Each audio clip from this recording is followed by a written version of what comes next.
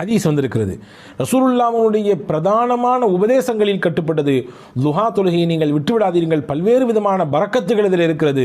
ஹஜ்ரத் Abu Hurairah ரலியல்லாஹு அன்ஹு அவர்கள் அறிவிப்பார்கள், புகாரியிலே பதிவாக இருக்கும், ரசூலுல்லாஹ் எனக்கு பிரத்யேகமாக சொன்னார்கள், வசியத் செய்தார்கள், உபதேசம் செய்தார்கள் 3 விஷயத்தை கொண்டு. அந்த 3லே முக்கியமானது ஸலாத்துல் துஹா, துஹா தொழுகையை நீங்கள் கைவிட்டு விடாமல் கடைபிடியுங்கள் என்று எனக்கு சொல்லித் தந்தார்கள்.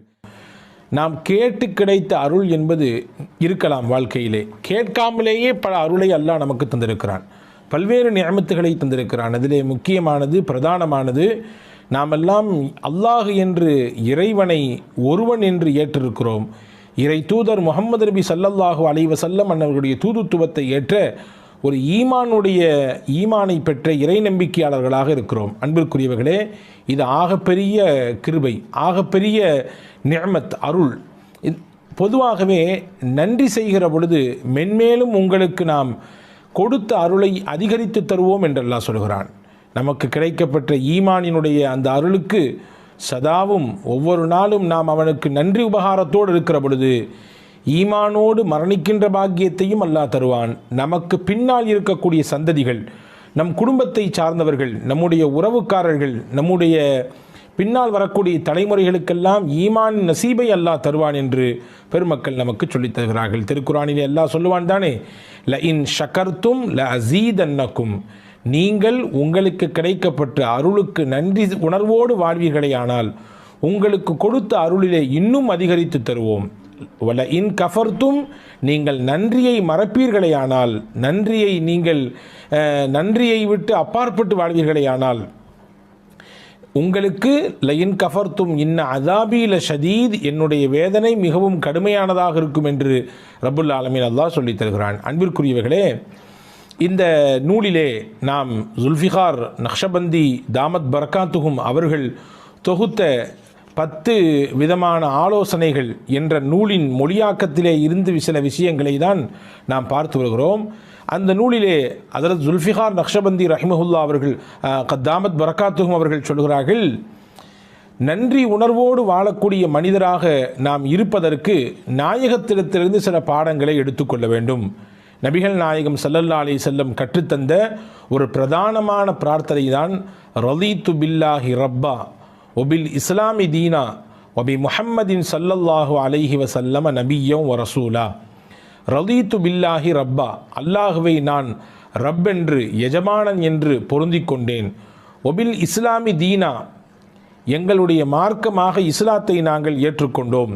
ஒபி முஹம்மதின் ஸல்லல்லாஹு அலைஹி வஸல்லம் நபிய்யம் வ ரசூலா, முஹம்மது நபி ஸல்லல்லாஹு அலைஹி வஸல்லம் மன்னவர்களை நபியாகவும் ரசூலாகவும் நான் சம்மதித்தேன், அவர்களை நான் பொருந்திக் கொண்டேன் என்று பொருள்பட இருக்கக்கூடிய இந்த துவாவை எவர் ஓதி வருகிறாரோ அவர் நன்றி செலுத்தியவராக ஆகுவார் என்பதை ஹஜ்ரத் ஜுல்ஃபிகார் தாமத் பரக்காத்தும் அவர்கள் இந்த நூலிலே நமக்கு தருகிறார்கள். அன்பிற்குரியவர்களே, நன்றி உணர்வோடு இருப்பதற்கு இன்னொரு வழியையும் நமக்கு இந்த நூலிலே அவர்கள் கற்றுத்தருகிறார்கள். நம்முடைய வாழ்நாள் வயது இருக்கலாம், 30 இருக்கலாம், 40 இருக்கலாம், 60 கூட இருக்கலாம், ஏன் முதிர்ச்சி அடைந்து 70, 80களில் கூட நாம் வாழ்ந்து கொண்டிருக்கலாம். எத்தனை ஆண்டுகள் வாழ்ந்தாலும் நாம் வாழும் காலம் வரை நம்முடைய இருப்பு இந்த நிமிடத்தில் இப்பொழுது இருக்கிறோமே, இந்த நொடி பொழுது இதுவரை நமக்கு கிடைக்கப்பட்ட எல்லா விஷயங்களும் அல்லாஹ்வின் அருளை கொண்டே கிடைக்கப்பட்டது. எனக்கு கிடைத்த செல்வம், எனக்கு கிடைத்த அந்தஸ்து, எனக்கு கிடைத்த கல்வி, எனக்கு கிடைத்த பொருளாதாரம், எனக்கு கிடைத்த சமூக அந்தஸ்து, எனக்கு கிடைத்த சிறப்பு என்று என்னுடைய வாழ்வியலோடு தொடர்புடைய அத்துணை விஷயங்களும் யார் மூலம் கிடைத்தது? அல்லாஹுவின் மூலம்தான் கிடைத்தது. இனிவரும் காலங்களில் என்னுடைய வாழ்க்கையின் பிற்பகுதி, நான் 30 வருட காலம் நான் வாழ்ந்து இப்பொழுது 31வது வயதில் இருக்கிறேன், அல்லது 40 வயதில் இருக்கிறேன், அல்லது 60 வயதில் இருக்கிறேன். இனி என் ஹயாத் முடியும் வரை, என்னுடைய வாழ்க்கையின் கடைசி வரை கிடைக்கக்கூடிய விஷயமும் அல்லாஹ்விடத்தில்தான் கிடைக்கும் என்ற நம்பிக்கையோடு ஒருவர் அந்த நிலைப்பாட்டை வெளிப்படுத்தக்கூடியவராக இருப்பாரேயானால் நிச்சயமாக அவரும் நன்றி உணர்வு மிக்கவர் என்பதை பெருமக்கள், குறிப்பாக ஹஜ்ரத் தாமத் பரக்காத்துஹும் ஜுல்ஃபிகார் ரஹிமஹு தாமத் பரக்காத்துஹும் அவர்கள் சொல்கிறார்கள். அன்பிற்குரியவர்களே, என்னுடைய திறமையாலோ, என்னுடைய கல்வி அறிவினாலோ, என்னிடத்தில் இருக்கக்கூடிய செல்வ செழிப்பினாலோ, என்னிடத்தில் இருக்கக்கூடிய அதிகாரத்தினாலோ, என்னிடத்தில் இருக்கக்கூடிய பலத்தினாலோ எதுவும் கிடைக்கவில்லை, எல்லாம் அல்லாவின் அருள் என்ற எண்ணத்தோடு ஒருவர் தன்னுடைய வாழ்வை அமைத்துக் கொள்வாரையானால் அவரும் நன்றிக்குரியவர், நன்றி செலுத்தியவராக இருப்பார் என்பதை ஹஸரத் ஜுல்ஃபிகார் தாமத் பரகாத்துஹும் அவர்கள் சொல்லித் தருகிறார்கள். அன்பிற்குரியவர்களே, எனவே நன்றி உணர்வோடு வாழ வேண்டும். அது நம்முடைய கடைசி நிமிடத்திலே கலிமாவின் பாக்கியத்தை நமக்கு பெற்றுத்தரும். ஹஸரத் ரசூலுல்லாஹி ஸல்லல்லாஹு அலைஹி வஸல்லம் அன்னவர்கள் சொல்லக்கூடிய ஹதீஸ் பதிவு செய்யப்பட்டிருக்கிறது தானே, நாம் எல்லாம் பல தடவை கேட்டிருப்போம் தானே. முஸ்லிம் ஷரீஃபிலே வருகிறது, ரசூலுல்லாஹி ஸல்லல்லாஹு அலைஹி வஸல்லம் சொல்வார்கள், அபூதருல் கிஃபாரி ரலியல்லாஹு அன்ஹு அவர்களுடைய அறிவிப்பு, குல் யுஸ்பிஹு அலா குல்லி சுலாமா மின் அஹதிக்கும் சதகா. உங்களிலே ஒவ்வொருவரும் தினசரி காலை உங்களுடைய உடலிலே இருக்கக்கூடிய ஒவ்வொரு மூட்டு எலும்புக்கு ஜாயிண்ட்டுகள் இருக்கிறது தானே, உடலிலே ஒவ்வொருவருடைய உடலிலும் ஜாயிண்ட்டுகள் இருக்கிறது. நீங்கள் விரலை எடுத்துக்கொள்ளுங்கள், இந்த விரலிலே 3 விதமான ஜாயிண்ட்டுகள் இருக்கிறது, 1, 2, 3. அதே போன்று உடலிலே எத்தனையோ ஜாயிண்ட்டுகள் இருக்கிறது. ஹஸரத் ரசூலுல்லாஹி ஸல்லல்லாஹு அலைஹி வஸல்லம் சொன்னார்கள், 360 ஜாயிண்ட்டுகள் இருக்கிறது, 360 மூட்டு இணைப்புகள் இருக்கிறது. இந்த ஒவ்வொரு இணைப்புக்கும் ஒவ்வொரு சதக்கா தர வேண்டும் என்றார்கள் ரசூலுல்லாஹி ஸல்லல்லாஹு அலைஹி வஸல்லம். ஏனென்றால் காலையில் நீங்கள் எழுகிற பொழுது ஆரோக்கியமாக எழுகிறீர்கள். ஹஸரத் அல்லாமா குர்துபி ரஹ்மத்துல்லாஹி அந்த ஹதீஸுக்கு விளக்கம் எழுதுகிற பொழுது இப்படி எழுதுவார்கள், எந்த மனிதனுடைய ஜாயிண்டுகள் செயல்படாமல் ஸ்தம்பித்து விட்டதோ அவனுடைய வாழ்க்கையும் முடமாகி போகும். நினைத்து பாருங்கள், நம்முடைய கையிலே 5 விரல் இருக்கிறது. நாம் நினைத்த மாதிரி நாம் மடக்கிக் கொள்கிறோம், விரித்து கொள்கிறோம், நினைத்ததை பிடித்து தூக்குகிறோம், தேவை உள்ளதை நாம் தட்டுகிறோம், அதே போன்று எடுக்கிறோம் வைக்கிறோம், இப்படி பல விஷயங்களை செய்கிறோம். அப்படி இருக்குதானே. ஆனால் இந்த ஜாயிண்ட்டுகள் எல்லாம் செயல்படாமல் போனது என்று வைத்துக் கொள்ளுங்கள், அப்படியே முடமாகி போய்விடும், எதுவுமே செய்ய முடியாது. பிடிப்பதற்கு சிரமமாகி போய்விடும், எழுதுவதற்கு சிரமமாகி போய்விடும், வாசிப்பதற்கு கஷ்டமாகி போய்விடும், எல்லாம் முடம்தான். ஹஸரத் அல்லாமா குர்துபி ரஹ்மத்துல்லாஹி இது பெரிய நிஅமத், இது அல்லாஹ் கொடுத்த பெரும் நிஅமத். ஒவ்வொரு நாளும் காலை எடுக்கிற பொழுது நம்முடைய ஜாயின்கள் எல்லாம் செயலோடு இருக்கிறது என்றால் அது பெரும் நிஅமத். எனவே தான் ரசூலுல்லாஹி ஸல்லல்லாஹு அலைஹி வஸல்லம் ஒவ்வொரு நாள் காலையும் நீங்கள் 360 தர்மம் செய்யுங்கள், காரணம் உடலிலே 360 மூட்டுகள் இருக்கிறது என்று சொன்னார்கள். சஹாபாக்கள்லாம் கேட்டாங்க, ஏழை சஹாபாக்கள் எங்களால் எப்படி முடியும், 360 தர்மம் செய்ய முடியும் என்றால் எங்களால் எப்படி வாய்ப்பு இருக்கிறது, நாங்கள் ஏழைகளாச்சே. இப்போ ரசூலுல்லாஹ் சொன்னாங்க, அதுக்கு ஃபகுல்லு தஸ்பீஹத்தின் சதகா, சுபஹானல்லாஹ் என்ற தஸ்பீஹ் சொல்லுங்கள், அது ஒரு சதகா. ஒக்குல்லு தஹ்மீதத்தின் சதகா, அல்ஹம்துலில்லாஹ் என்று சொல்லுங்கள், அதுவும் ஒரு சதகா. ஒக்குல்லு தஹ்லீலத்தின் சதகா, லா இலாஹ இல்லல்லாஹ் என்று சொல்லுங்கள், அதுவும் ஒரு சதகா. ஒக்குல்லு தக்பீரத்தின் சதகா, அல்லாஹு அக்பர் என்று சொல்லுங்கள், அதுவும் ஒரு சதகா. அம்ரும் பில் மஅரூஃபி சதகா, நல்லதை பிறருக்கு சொல்லிக் கொடுங்கள், அதுவும் சதகா. நஹியன் அனில் முன்கரி சதகா, தீமையிலிருந்து ஒரு மனிதரை தடுத்து நிப்பாட்டுங்கள், அதுவும் சதகா தான். சொல்லிட்டு சொன்னாங்க ஸல்லல்லாஹு அலைஹி வஸல்லம், வயுஜ்ஸி மின் தாலிக குல்லஹு ரக்அத்தானி யர்கஉஹுமா மின் அத்-துஹா. இது எல்லாத்துக்கும் போதுமான ஒன்றை சொல்லட்டுமா, 2 ரக்காயத் துஹாவினுடைய தொழுகை தொழுங்கள், நான் மேலே வசித்து காட்டிய அத்துணை நன்மையும் அதில் பொதிந்திருக்கிறது என்றார்கள் நபிகள் நாயகம் ஸல்லல்லாஹு அலைஹி வஸல்லம். இங்கே 2 விஷயத்தை அந்த ஹதீஸிலிருந்து விளங்கணும். ஒன்று, ஒவ்வொரு நாளும் தனக்கு கிடைக்கப்பட்ட அருளுக்கு ஒரு மனிதர் நன்றி உள்ளவனாக இருக்க வேண்டும் என்பதை ரசூலுல்லாஹ் அந்த ஹதீஸை சொல்கிறாங்க. நன்றி செய்வதற்குரிய வழி என்ன என்பதை சஹாபாக்கள் கேட்ட பொழுது எளிமையான வழியை, நன்றி செய்வதற்குரிய வழியை அழகாக பெருமானா சொல்லித் தருகிறார்கள்.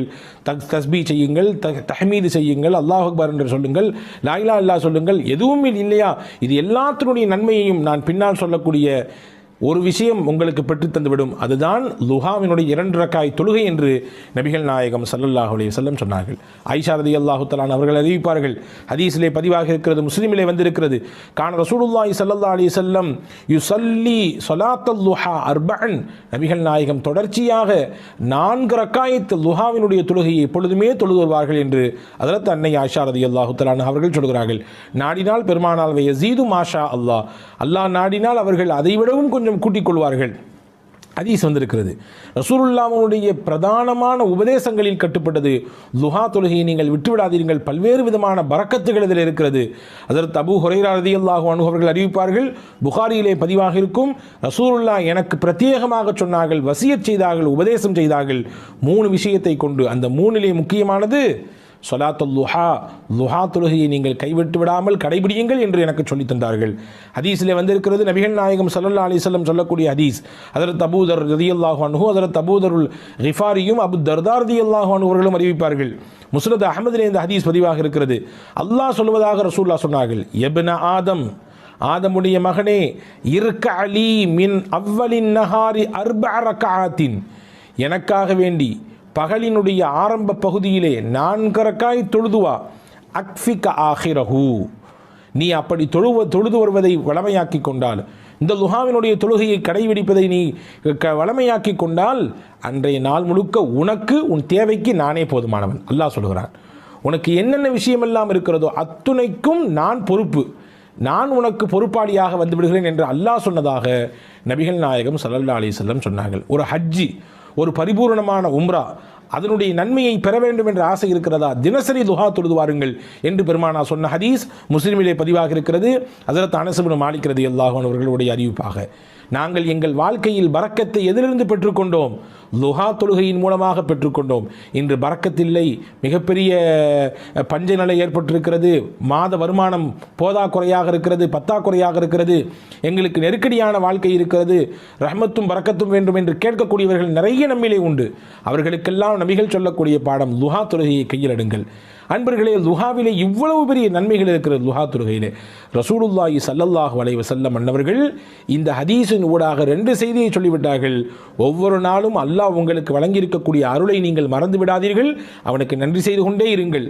அந்த நன்றி செய்வதற்குரிய வழியை சொல்லுகிற பொழுது லுஹாவை நீங்கள் தொழுகுங்கள். அதன் மூலமாக நன்றி செய்த நடிகாராகவும் நீங்கள் ஆக முடியும்.